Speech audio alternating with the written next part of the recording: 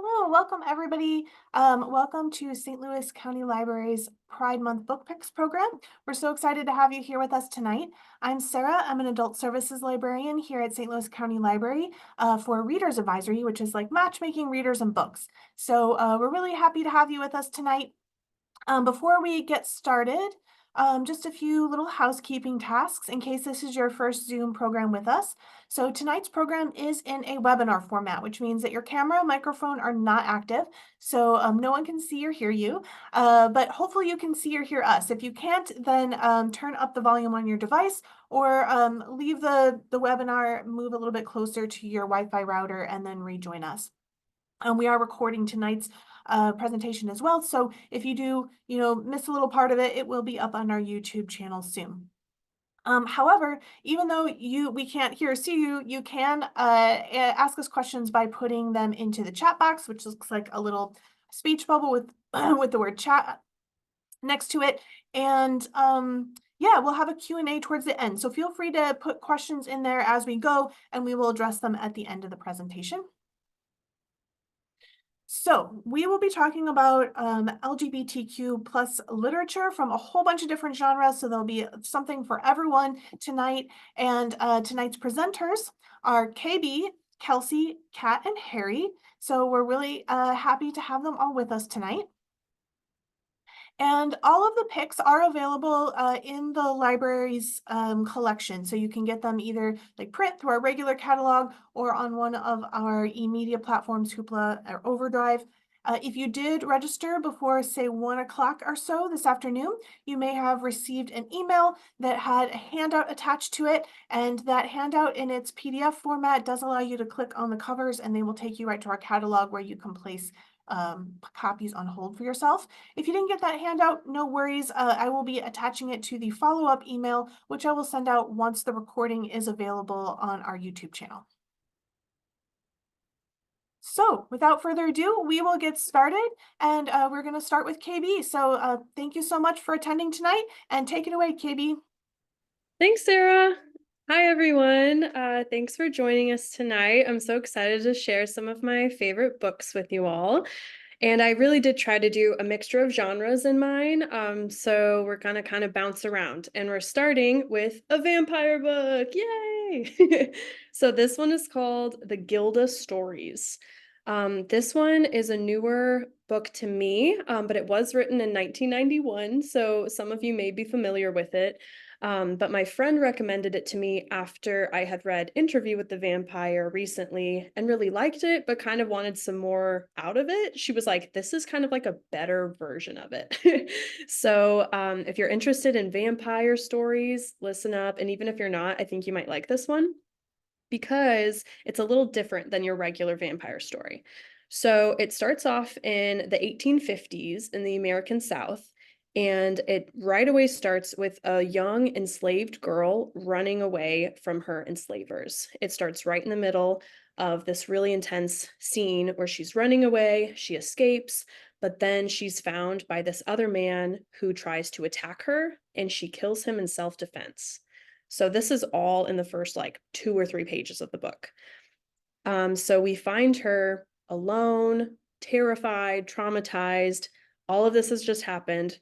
And she's discovered by this woman named Gilda, who takes her into her home, which happens to be the local brothel that she runs.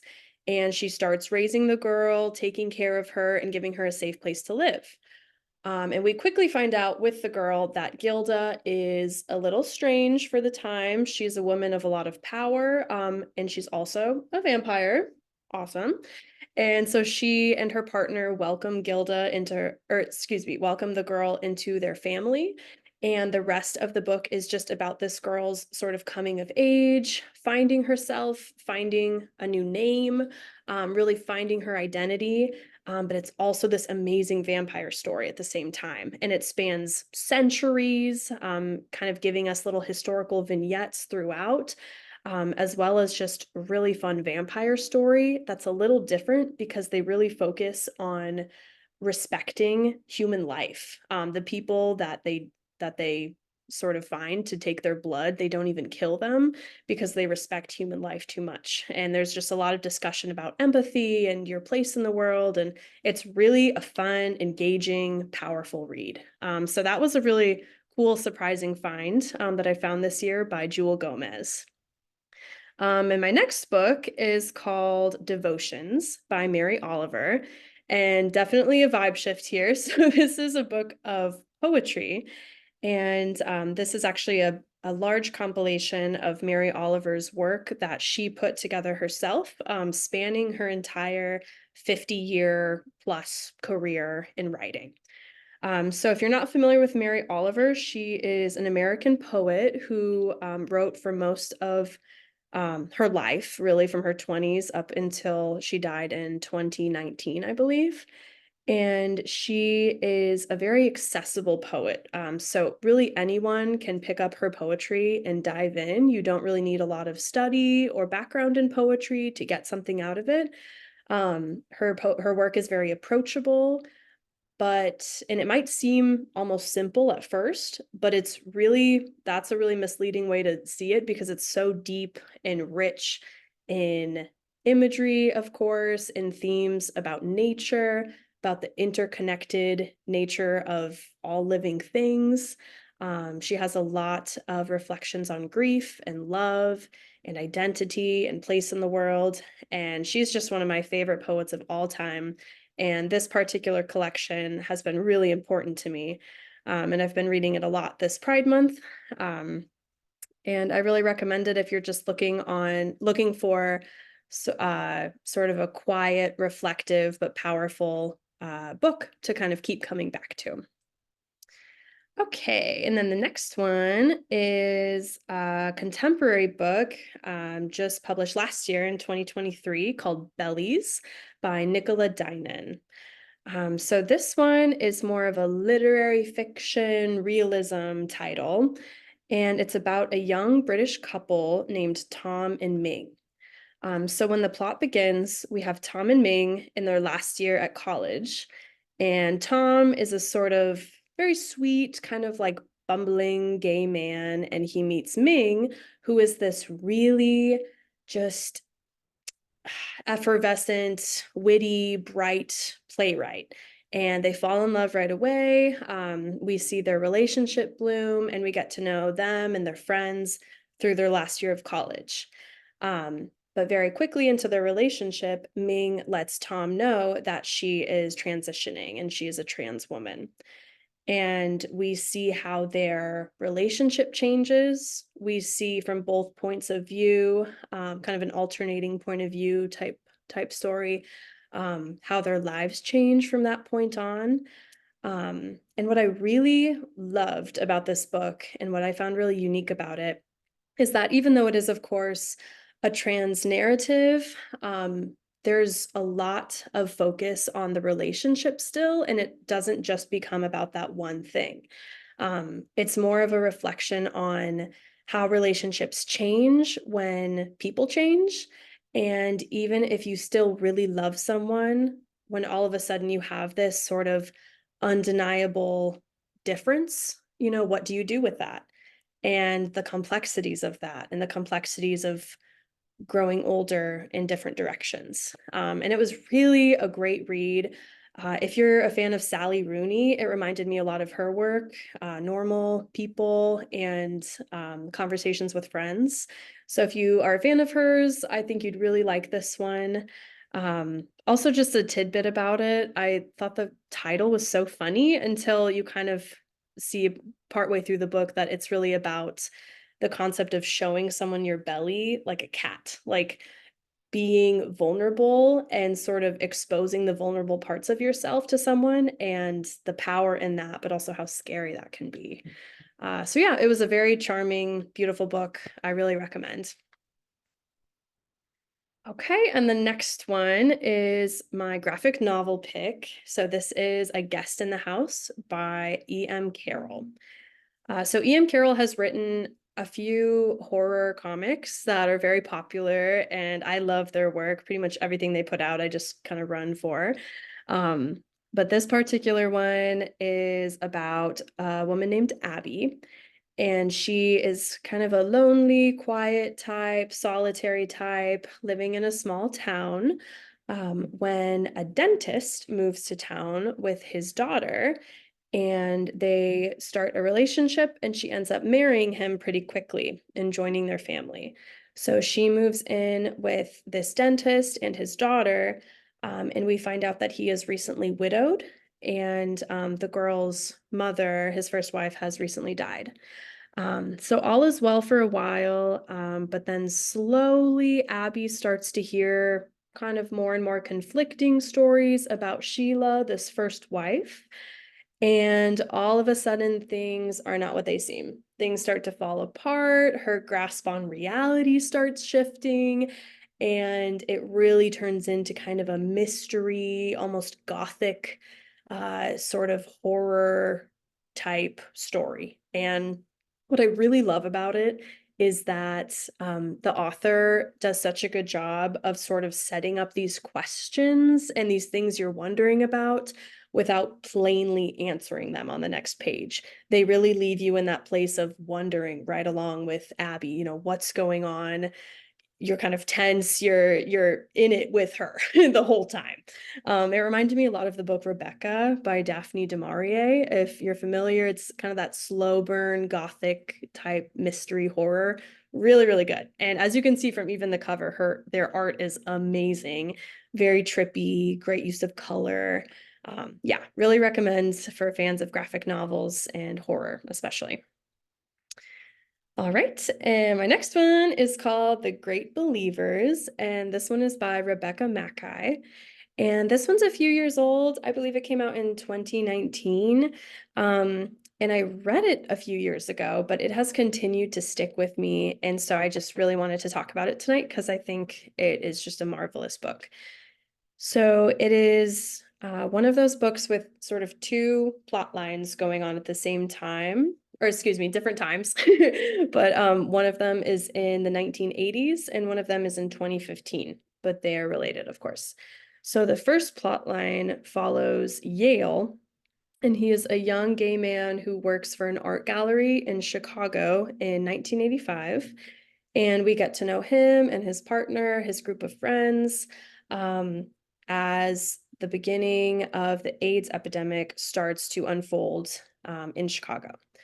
And so we follow their stories. And as Yale begins to lose those close to him, he forms this new connection with the younger sister of one of his close friends named Fiona after her brother dies.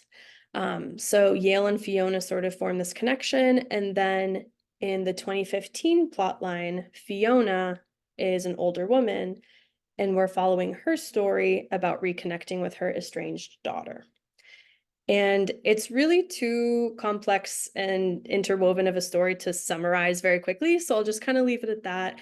But essentially, it is just this beautiful literary piece of historical fiction, even though it's recent history, of course, that is just it's just a very powerful read.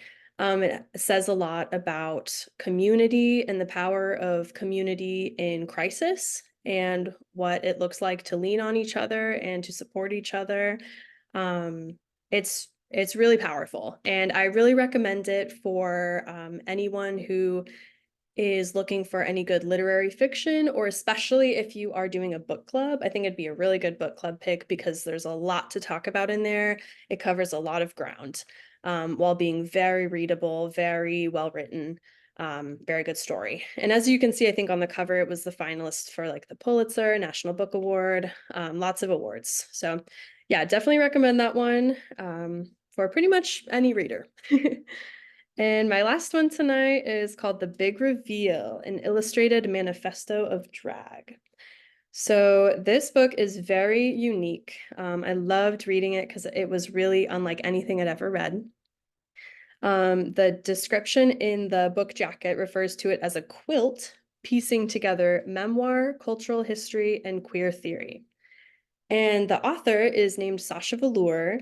She is a gender fluid drag queen and visual artist who became famous for starring on RuPaul's Drag Race. But she tells her story in this book, the memoir aspect of it, but she really weaves it together with the rich history and revolutionary spirit of drag throughout so many time periods. And she contextualizes drag as we know it today with all of these amazing stories of queer and gender expansive people and places and movements from history. And I just learned so much. She's so intelligent, and the way it's written is just so exciting, and you never really know where she's going to go next. And she shares experiences from her own life, including growing up queer in Illinois, studying in Moscow as a Fulbright scholar, later studying comics and illustration, and then her career taking off as a world famous drag queen. So she's very interesting, but what I like best is that her approach to the book really isn't self-centered, even though it's a memoir. Really in comparison to other sort of pop memoirs or even drag memoirs, she really has this strong dedication to representing and respecting drag as an art form and really honoring everyone from history that's been involved. That's really her goal in writing this book, it felt like. So I learned so much. I found it very inspiring, artistically moving. And the book itself is really gorgeous. She has a lot of comics in there and a lot of bold artistic design. So it kind of feels like a graphic novel at times. Very cool. I recommend it for anyone interested in drag, especially its context, why it's so politicized now, the history of it, the future of it. She talks about it all. It's a very great read. And that's all I have. So happy Pride, everyone. I'm going to hand it off to Kelsey. Thanks so much. Hi, I'm Kelsey. It's my first time doing one of these, so I'm very excited. But my first pick was a Psalm for the Wild Built by Becky Chambers. This is one of my favorite books I've read in the last like 2 years. It is so delightfully sweet and different from anything I've read in the science fiction genre. And as you can see, it's a Hugo Award winner, which is awesome. There is a sequel that came out in 2022 called A Prayer for the Crown Shy. So you don't have to wait for the sequel, which is great. But a little bit about it, it focuses on a non-binary tea monk who travels around in this like wilderness after it's kind of like the robot apocalypse, but it's like more like instead of robots attacking, they just kind of are like, all right, we're done and get up and leave.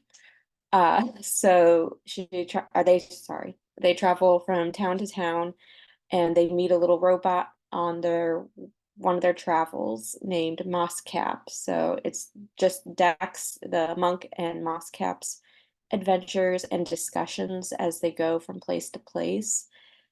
Uh, the thing I really loved about it is that Becky Chambers does a great job of not only building a really awesome world, but having really complex characters, even though it's a novella, so it's very short, but she's able to build all these wonderful things in her stories so quickly.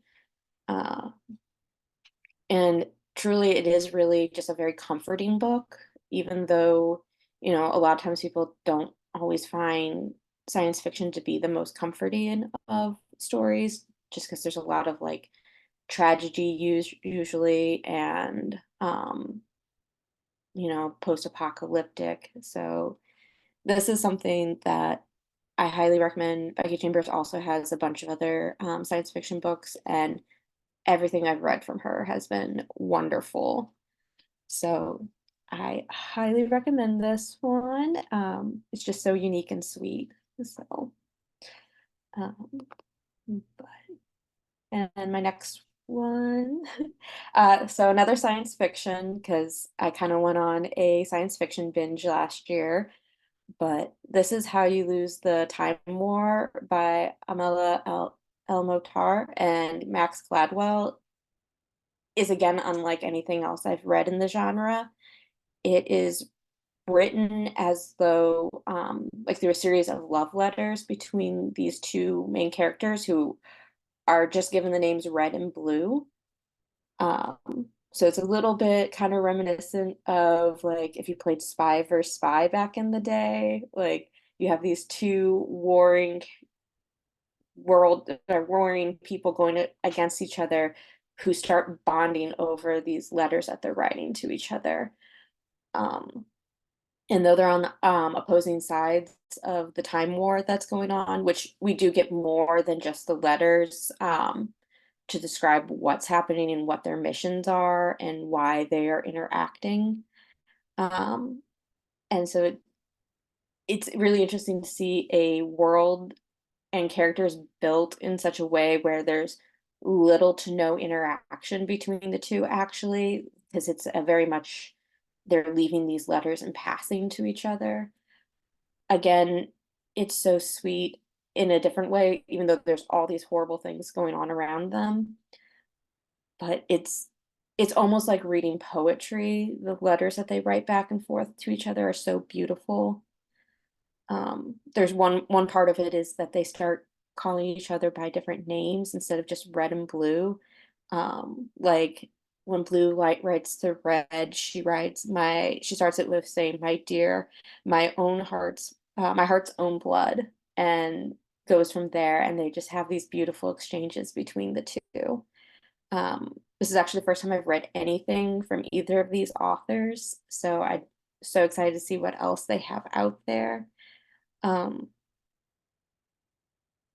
there's so much like it's one of those stories where I read it and I was like, oh my gosh, there's so much longing and like development between these two characters, and you just want to see what's going to happen next. And it could have been so much longer just because I wanted so much more from it. Like the story's great and complete and it works perfectly, but I could have read so many more letters to each other. They're absolutely beautiful.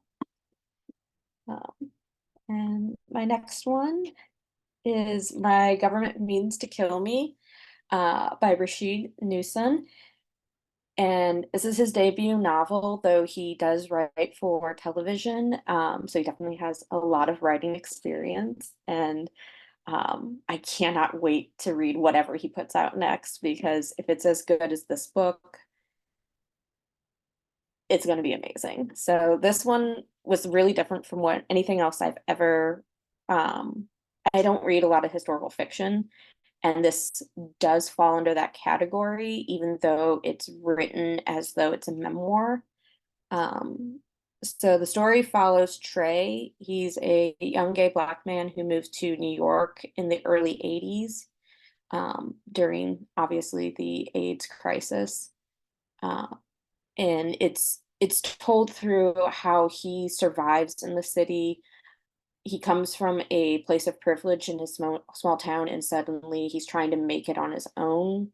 So there's a lot of development of him as a person. Like it's even though he's in his 20s, or he might be in his I think he's 18 when he moves there, but you see him grow as a person and the decisions that he has to make and the people he decides to hang around with once he moves there. I did love the audiobook of this, but I think you miss a little bit because Newsom did a great job of putting in a lot of footnotes about historical events that he talks about in the story, and you don't get those in the audiobook. So I definitely recommend, if you do the audiobook, go back and look at the footnotes, because he puts in so much about the different characters, about what was going on in New York at the time. Um, like Trey ends up getting involved with ACT UP. One of his best friends in the story, or I guess you could call her more of a mentor, is a lesbian woman who starts taking care of men who are dying from AIDS. So there's this whole, it made it feel real, even though it is a fiction. It felt more like reading um, somebody's stories from that time. Um, I was a little apprehensive of the way that Newson brings in real historical figures as characters, but then as you go through the story, Bayard Rustin is one of the characters in the book, and you can tell by reading how much Newson respects and was very interested in what he had to say when he was alive. And they also reference like James Baldwin and a lot of other historical figures and movements, including, like I said, ACT UP, but they also talk about Stonewall and like all that that's coming and the civil rights movements at the same time. It was definitely something that I would recommend for a book club, just because there's so much that's covered, even though it's not a very long book. Um, and I definitely can't wait to see what else he has to read because this one, I feel like I learned a lot reading this book. So I always enjoy that when I can find out about something new from reading a book. And like this one, I was like, oh my gosh, there's so much stuff I didn't know. And I love finding out stuff like that. Maybe that's just the librarian in me, but and my next one, is The Times I Knew I Was Gay by Eleanor Cruz. And this is a memoir. It is also a graphic novel. This was one of those books that I read and I was like, oh my gosh, I wish I had had this when I was a teenager. Um, and it's actually funny because she references at the beginning of the book, she's like, this isn't a guidebook for how to come out, but it is something I would have loved to have as a kid. And I'm like, I felt that sentiment exactly. So it's actually her discovery of self-discovery and growing up and going through the 90s and understanding who she is as a person and also dealing with um the bigotry. And we've come a long way since the 90s, and how much she had to deal with growing up and being terrified of being outed. But there's so much 90s nostalgia in this book. If you are a 90s kid or even just love 90s stuff, like Buffy, she's a huge Buffy fan and talks about that a lot in the book. So there were so many things I was like, oh my God, I love this. That being said, if you aren't a 90s kid, there's definitely a lot of life lessons that like you can use even as, once you're past teenage years. And I still feel like I was learning a lot when I was reading it. And I love her art style. I just really like it's almost simple but so complex at the same time. Like not every page is covered, corner to corner in illustrations, but it conveys her feelings about everything so well. I Yeah, I really enjoyed this one and I would like to read more from her. I know I keep on saying that, but all these authors I have been thrilled to find and can't wait to see what else they have.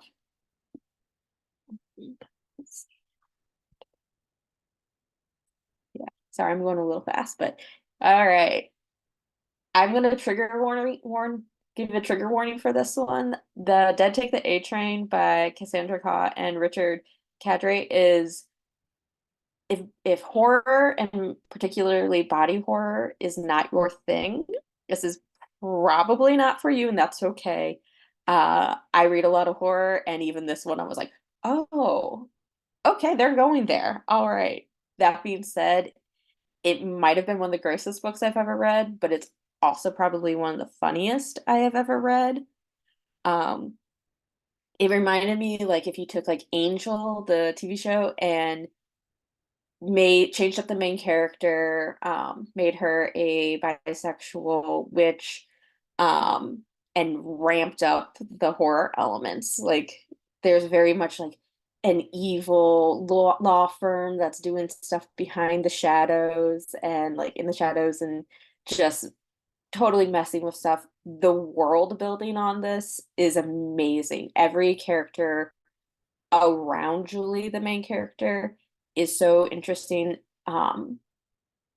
This was one of the funnest books I've read in a long time. We read it for book club, and I can't wait for the sequel. Uh, it literally, there's a character called Saint Joan in there. I absolutely adore her. I could do a whole book on Saint Joan. Just give me more about her. She's amazing. And if you haven't read Cassandra Claw, they're amazing. Their horror skills are great. And I have loved every book that they have read, that I have written, that I've read. So highly, highly recommend them. And I got one more.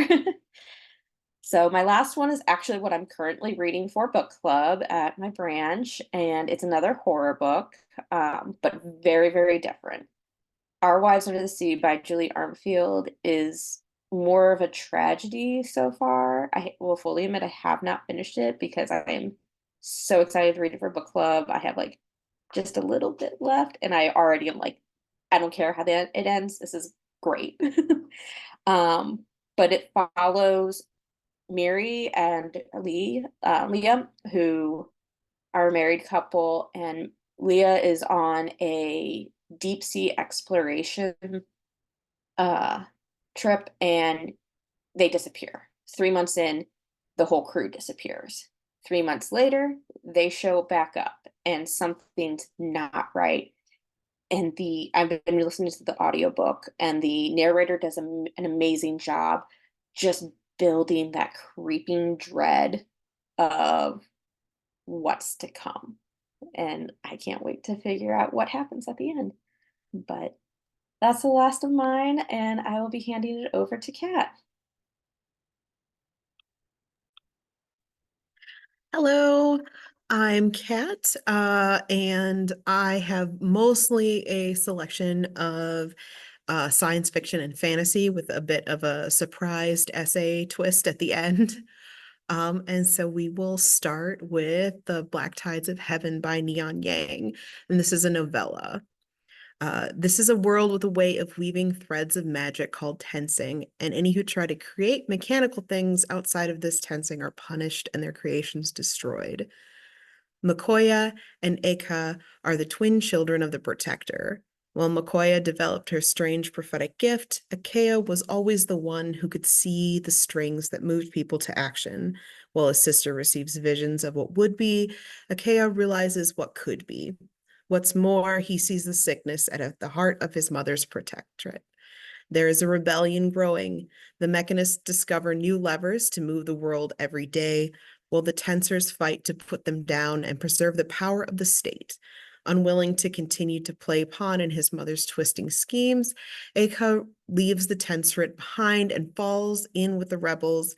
With every step Eka takes towards the mechanists is a step away from his sister.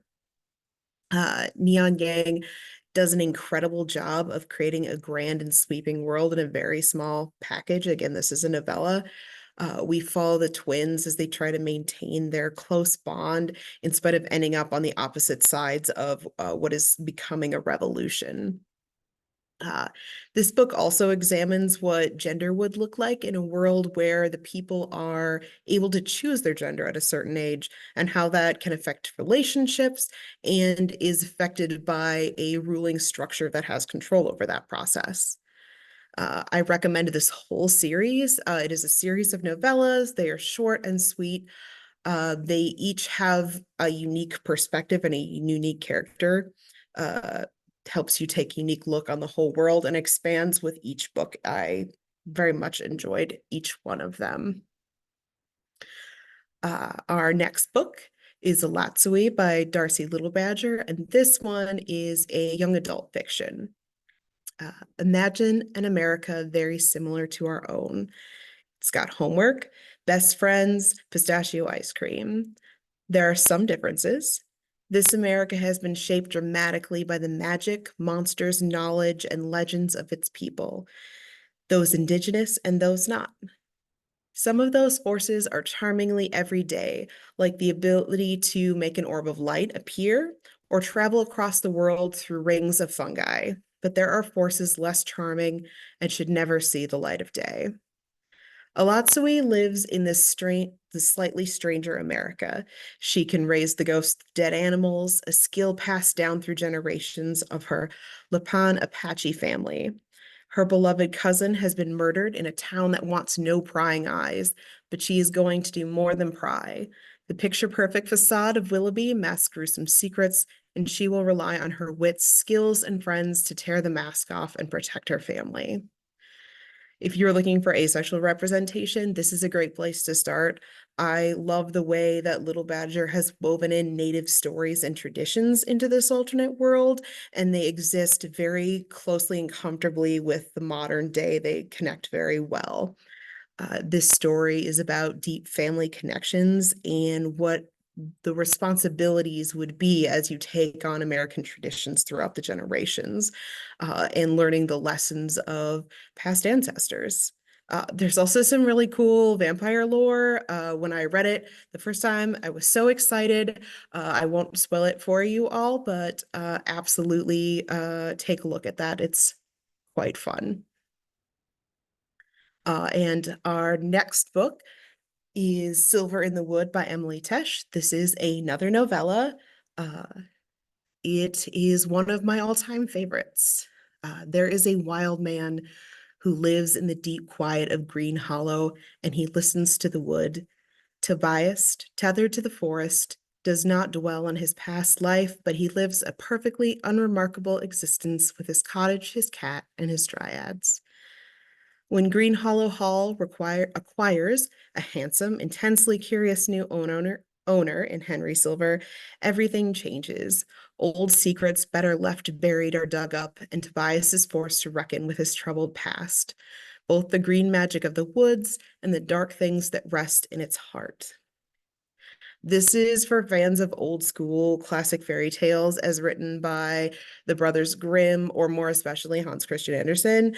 That sort of sad, melancholy, dark, like, but a bit heartwarming, all are very much combined in this book. If you like green spaces, this is a good one. I especially enjoyed Silver's mother showing up. She's a very delightful character. There are themes of guilt and responsibility and the lengths that you would go to sort of make up for past wrongs. And it's quite a big world for such another small book. It is part of a duology. You don't have to read both of them, but the second adds much to it. And I loved all of the characters in both of these books so much.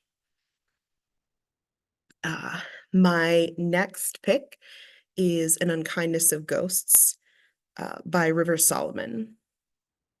And this one is this was my non-novella pick for this list.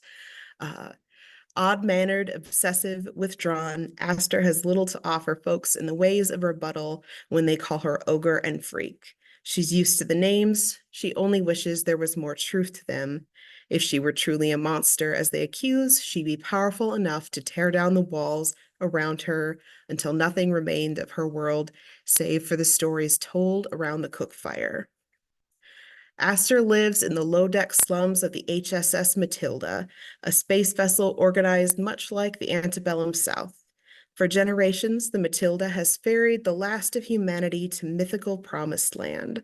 On its way, the ship's leaders have imposed harsh moral restrictions and heap indignities on dark-skinned sharecroppers like Aster, who they consider to be less than human. This is for fans of hard science fiction, especially if you like a classic generation ship story. This has everything. There's some incredible world building, and I particularly enjoy the exploration of how cultures would divide and become different over time within the different decks, as they are not allowed to move freely between them. There's a lot of great exploration of gender, with our main characters as well as in the society in general. River Solomon does not shy away from the abuses and pains that would come from a system of oppression like this. So if like trauma deep trauma is not for you, then you might want to give this one a miss. But if you are comfortable with that, this is one of the best space-based science fiction I've ever read. And this is my graphic novel pick, Cosmonauts by Hannah Templer. Pan's life used to be very small. Work at her dad's body shop, sneak out with her friend Tara to go dancing, and watch the skies for freighter ships. It didn't even matter that Tara was a princess. Until one day, it very much did matter, and Pan had to say goodbye forever. Years later, when a charismatic pair of off-world gladiators showed up on her doorstep, she finds that life might not be as small as she thought.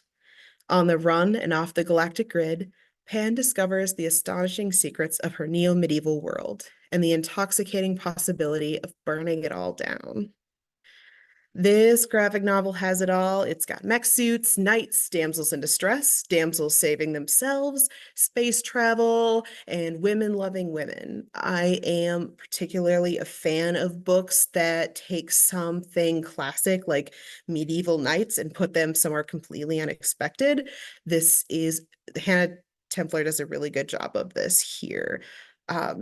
If you are a fan of mech animes, or if you are a fan of She-Ra and the Princess's Power TV show, you will love this graphic novel. And then my last pick is neither fiction nor fantasy nor sci-fi. I have picked a series of essays named Sister Outsider by Audre Lorde. In this charged collection of 15 essays and speeches, Lorde takes on sexism, racism, ageism, homophobia, and class, and propounds social difference as a vehicle for action and change. Her prose is incisive, unflinching, and lyrical, reflecting the struggle, but ultimately offering messages of hope. These landmark writings are, in Lorde's own words, a call to never close your eyes to the terror, to the chaos, which is Black, which is creative, which is female, which is dark, which is rejected, which is messy, which is. I have always loved essay collections. They never fail to speak to me and change my life from very small to very profound ways. This particular collection is incredibly impactful. Audre Lorde speaks to the intersection of so many things, of being in so many ways of being in this collection, be it Blackness, motherhood, the lesbian experience, and many other things.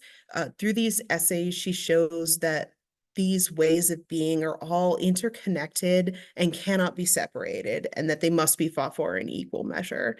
I found this collection both relatable and challenging. I couldn't recommend it more. It's great if you are looking for your ideas to be challenged, but also looking for places to see yourself. And now I will hand you over to Harry and his recommendations. Thank you, Kat. First, I want to give a shout out to Kelsey. The Dead Take the A Train is a wild ride. So I'm going to recommend that book too. It's not on my list, but I really enjoyed it. But my first book is The Mimicking of Known Successes, which is a sci-fi cozy mystery. It's really more of a cozy mystery, but it is set on Jupiter, where Earthlings have moved to because Earth is destroyed. And they get around using an elaborate railway system. Mausa, who is a criminal investigator and who's gay, is called by her ex-girlfriend, who is a scientist working on Jupiter, to look into a mysterious death. A scientist supposedly committed suicide, but she doesn't believe it. So Mausa gets dragged into this investigation and tries to find out what happened. Despite it being a murder mystery and set in a dystopian setting, it is really a feel-good book. It has a positive theme and a nice ending. I really enjoyed this book. If you like a cozy mystery and you don't mind it being set on another planet, I would recommend this book. My second book, now I'm going to go to the other extreme, because this one is set in New Orleans, and we have Sister Holiday Walsh, who is a chain-smoking, tattooed, profane nun. Yes, she teaches music at St. Sebastian's School and also operates the Redemption Detective Agency with Magnolia Riveau, a retired fire inspector.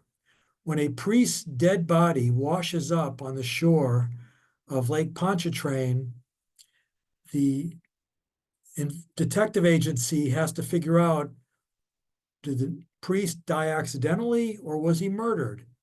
So we have all kinds of action in this book, lots of profanity, twists, and the question is Sister Holiday going to survive to take her final vows? Really enjoyed this book. This is the first book of the series, and then there's another book that came out after that. But I would highly recommend this book if you like a twisty mystery with a chain-smoking, profane, tattooed nun. My third book is, now I'm back to the cozy mysteries. Since I run a mystery group, I thought nobody's going to pick mysteries. It'll all be fantasy and sci-fi. And so I figured I'll be safe if I pick mystery books with queer characters. And there are a lot of good ones now. This is a cozy mystery set on the big island of Hawaii. And our main character, Valerie Corbin, is a retired caterer. And she's recovering from the untimely death of her brother. She's trying to recharge her marriage to Kristen. So they travel to the big island for a nice vacation. And what happens but a severed foot washes up, not on the shore, but from a volcanic flow. So we get this severed foot. Everyone tells Valerie, oh, come on, it's somebody who fell into the volcano. It's an accident. Don't worry about it. Of course, our main character, she keeps investigating and keeps plugging away and eventually uncovers something sinister. Unlike the previous book, there isn't a lot of action in this book. There isn't any gore, except for the fact that there's a severed foot. And it's set in Hawaii, so we have lots of Hawaiian slang and a glossary to tell us what those slang words mean.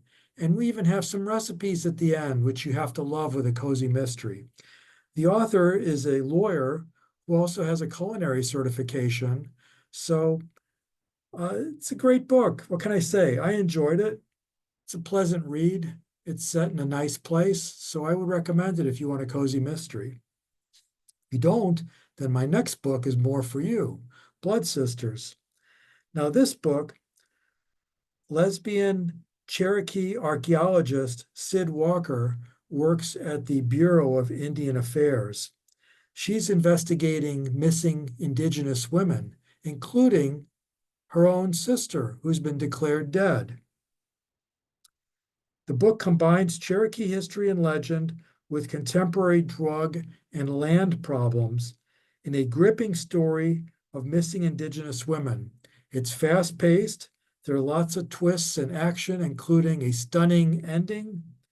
And also you get, and this is true, you get the effects of an investigator's life. How does that affect their marriage? So in this case, Sid's marriage to her wife is impacted by all the time that she is spending investigating these unseemly characters, because it's set in the 80s in Oklahoma. And in fact, if you read the afterword, it's based on true events. So if you want a gritty, like an S.A. Cosby type mystery, then I would recommend Blood Sisters. My next book is a historical mystery, The Bell in the Fog. Andy Mills describes himself as San Francisco's only queer detective. Poor Andy was outed when he was a detective on the San Francisco Police Department force, so he's kicked out of the force and becomes a private investigator.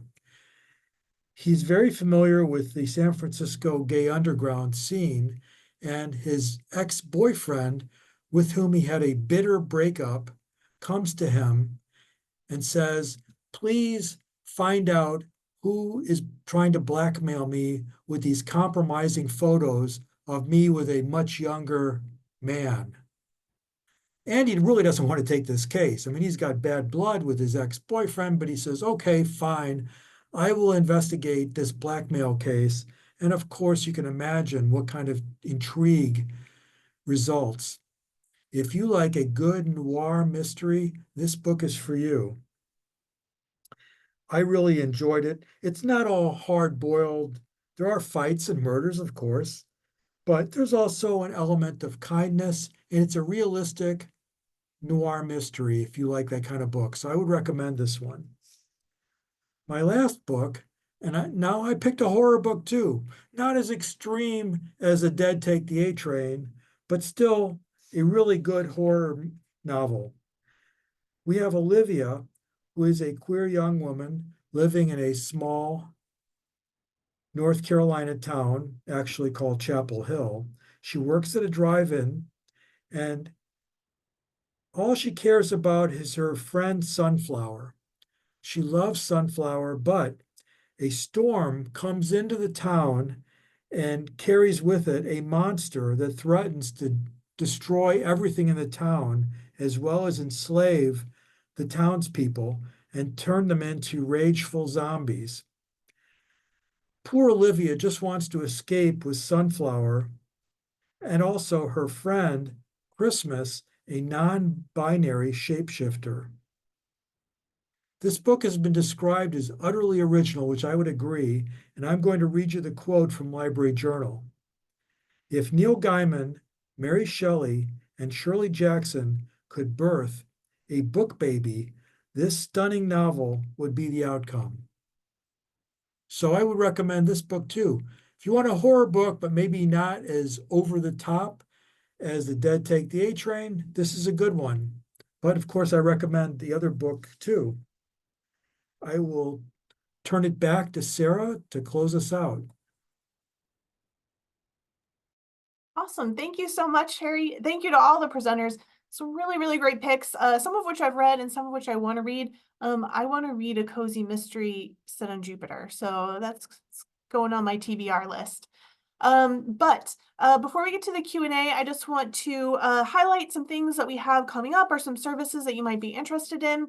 You got a lot of really great recommendations tonight, but if you would like some more, we suggest you try out our personalized reading service. There is a form on our website under the Books, e-Media, and More tab that you can fill out and tell us, you know, what you like, what you don't like, and within a week, we will send you a list of 5 titles that we think that you may enjoy. So please try that out. We love making these lists for people. Also, summer reading challenges are not just for children. We have an adult summer reading club for adults. So it started June 1st and it runs through August 10th. When you sign up, just for signing up, you get to pick out a free book at your nearest branch. And then we have a lot of other great prizes, including the completion prize, which is this cute little tote bag. It's very, very fun. It's got a zipper. 1 minute of reading earns you 1 point, or each library event earns you 20 points. So you can earn 20 points just for watching this tonight. So if you have not signed up yet, you can do so within the within our app, our Beanstack app, which is where we have all of our reading challenges, or you can pick up a log at your local branch. And we have some upcoming programs that you might enjoy as a reader. We have a virtual program, much like this one, coming up next month called Spectacular Summer Reads, where we'll talk about books from all different genres that are great to read in the summertime and beyond. We also have some in-person Hobbit-themed chair yoga classes, so you can take a relaxing, fun trip through Middle Earth without even leaving your chair. We have some coming up at Saks, Parkview, Thornhill, and Florissant Valley. And with that, I think we will have some questions. If you have any questions, feel free to put them into the chat box and we will try to answer them as time allows. We have a few minutes left. So if I could have all of the presenters turn your microphone or turn your cameras and your microphones back on, we will try to answer some questions. All right. Okay. We do have one question already. someone in the chat has asked if any of us have read Rachel Reed's Game Changers series. It's a romance series for adults based in the NHL, but it doesn't have too much hockey minutia, this person says. Have any of you read that one? No, I haven't. I have not. I'm surprised Harry hasn't. Harry is a I've super heard of it. Giants fan. Yeah. I've heard of it, but I haven't read it. Well, we should take this this recommendation from our reader. Cool. If you have any other questions, feel free to put them into the chat. I will say, is anyone are reading anything good right now that you didn't make it to your list that you want to talk about briefly? Just mention.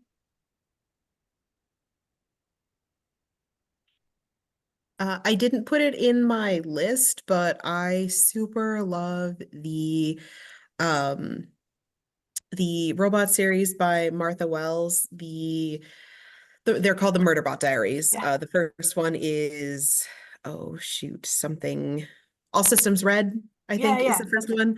one. It's great if you like found family, and just like a sad little guy. Um, I love that series so much.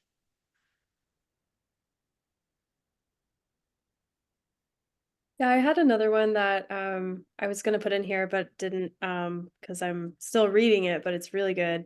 It's called Hijab Butch Blues. It's kind of a play on the classic Stone Butch Blues. And it's really good. It's a memoir from a queer Muslim girl who is kind of going through her coming out. Actually, I think they're non-binary. They're sort of like coming out story while also reckoning their faith and their sort of family ties, and it's really powerful so far. I've been really liking that one. I just started like literally 2 days ago, the Free People's Village, and so far I've been loving it. It's set in like the punk scene in, I believe it's, I can't, oh God, I know I just started it, but I believe it's like in Austin, Texas. Um, but the author is non-binary, and it's been a interesting read already, so I'm not that far in and I can't wait to see what else happens with it. I liked The House of Hidden Meanings by RuPaul. RuPaul was here recently, Mhm. but I thought that was a very good book. I just read that too, and I listened to some of the audio, and I really recommend the audio because Rue narrates it, and he's just so funny, and he even cracks himself up with what he's written, so he's like laughing onto the audiobook. It's really good. I'll say I am reading An Intrigue of Witches by Esme Addison right now, which was, if any of you came to Lit Lovers, our in-person program in April, it was one of Cindy's picks. So it came out, it finally came out, and I'm reading it right now and I am enjoying it. And on the theme of LGBTQ literature, I recently read My Real Children by Jo Walton, which I had read other things by Jo Walton before, but had just never read this one, and it came out a number of years ago. But it is about a woman who like she's in the future, she's older, and she has memories of sort of two different lives, and basically her life, she feels like her life has diverged at a point where she has to decide whether to accept a marriage proposal for this one man or not. And she has two different lives with two different sort of loves, this man and then a woman named Pat, and you follow these two lives, which both have sort of their joys and sorrows, and both of which she has children in. So, you know, at the end, she's sort of like, which are my real children, you know, between these two lives. But yeah, it's a good one. Let's see here in the chat. We have some thank yous, so thank you everyone. Oh, someone who says that drama by Telgemeier is one of their kids' favorites. Let's see. We had someone asking about book challenges. I will say, if you want to know about how the library, how St. Louis County Library handles book challenges, in the playlist that we have of book talk webinars like this one. We did do one for BAM Books Week a couple of years ago, not this last one, but the year before, where I do talk about how St. Louis County Library handles book challenges. So I'll try to remember to I might be able to link that, but look it up on our YouTube channel. It's a good one. You'll get lots of really good picks. But we do talk about our collection development policy there and our materials reconsideration policy. So, any other questions, anyone? We have several really good thank yous in the chat, as well as some people who say they've now got a really long to be read list. So I think we will go ahead and wrap it up there since it's 8 o'clock. Thank you to the presenters. I really appreciate you presenting with us tonight and taking time out of your branch duties to be with us. Happy Pride Month, everyone. I mean, we're not even halfway through, so we do have a lot of really great programs at all of our different locations. If you search in our events calendar with the phrase "in celebration of Pride Month," you'll sort of surface all of them. So we hope that we will see you at one of those or at another webinar book talk soon. So thank you, everyone. Have a lovely night. Bye-bye. Thank you. Bye-bye.